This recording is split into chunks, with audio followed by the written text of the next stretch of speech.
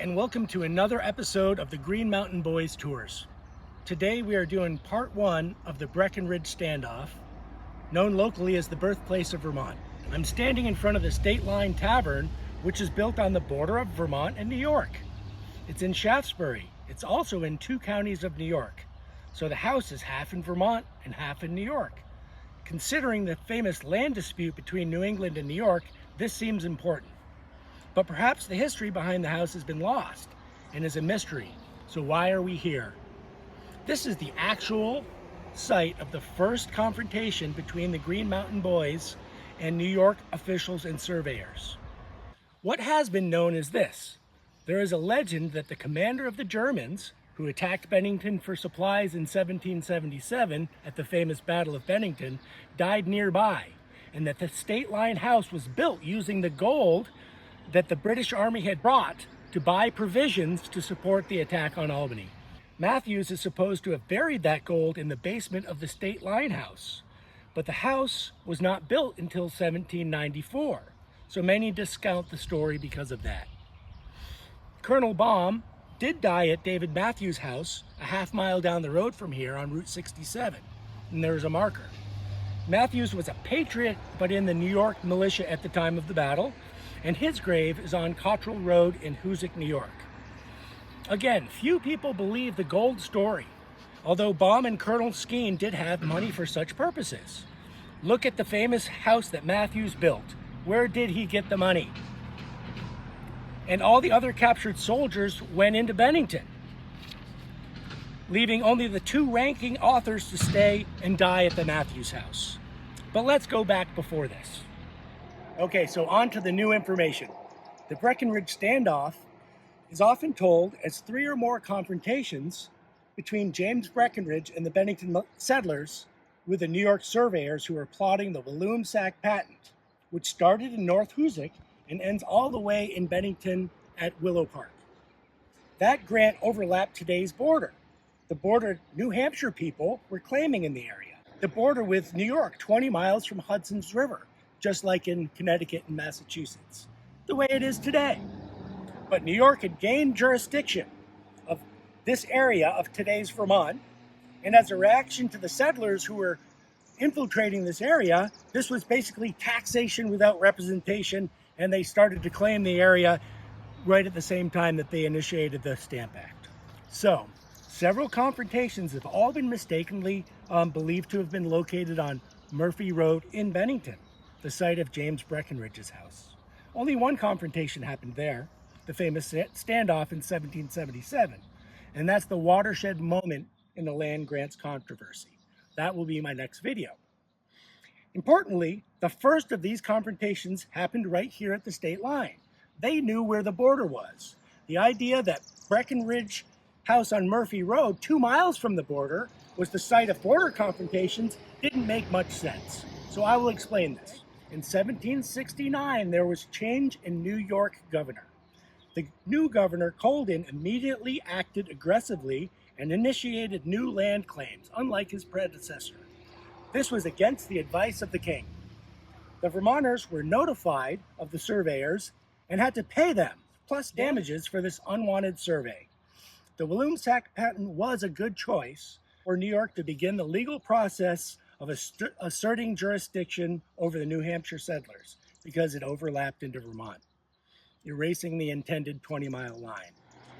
When officials and surveyors were running a lot line between Lot 5 and 6, which we can still see today, they were stopped by James Breakenridge, Samuel Robinson, Seth Warner, and others, perhaps 130 men. These are the Bennington militia or the Green Mountain Boys.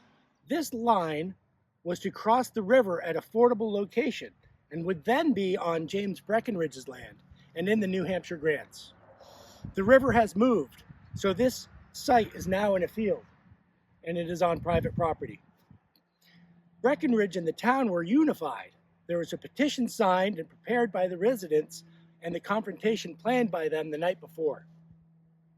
Breckenridge stopped the surveyors at the ford saying, "I would rather spill my heart's blood than to see my land divided." Both groups then held a meeting nearby the ford at Ephraim Pierce's house. This house was on the border and likely the origins of this later state lines house. They actually sat down and looked at maps right here, yet did not come to an agreement.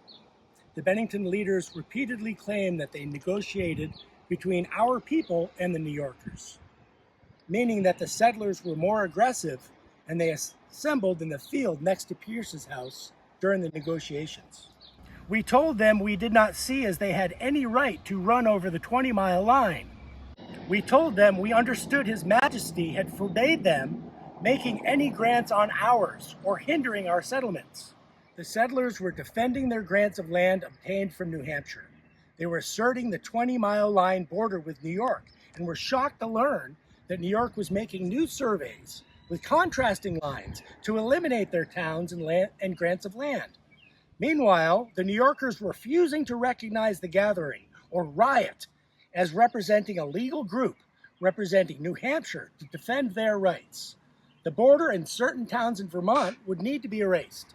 These folks would be prosecuted as individuals, ignoring the border claims of New Hampshire. The New York sheriff came out and read the crowd the riot act. This meant for the crowd to disperse or face consequences. Those who did not disperse would be prosecuted in court later. By stopping the surveyors, the legal status of the proceedings would change. The New Yorkers taunted the settlers to do so. A single surveyor was sent back out to make an object to continue.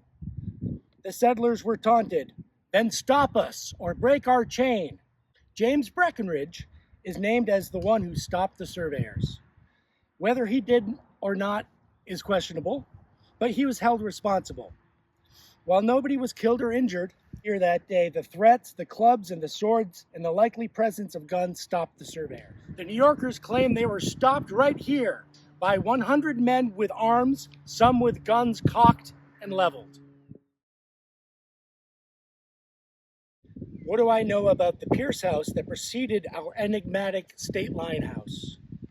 Original Shasbury settler Ephraim Pierce obtained lot number 1, but it was located in the hills, where there appears to have been no house then or now.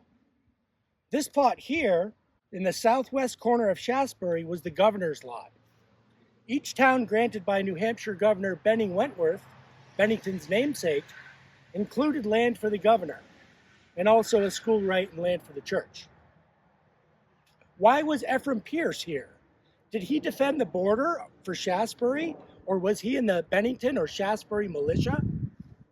Well, James Breakenridge was a lieutenant in the Bennington militia, and the surveyors were dividing his land. So in his leadership role, he stopped them. The same would likely be the same for Ephraim Pierce.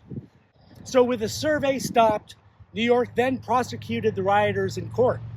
I will explain the more well-known Breakenridge standoff on Murphy Road and the New Hampshire settlers' loss in court at Albany in my next video.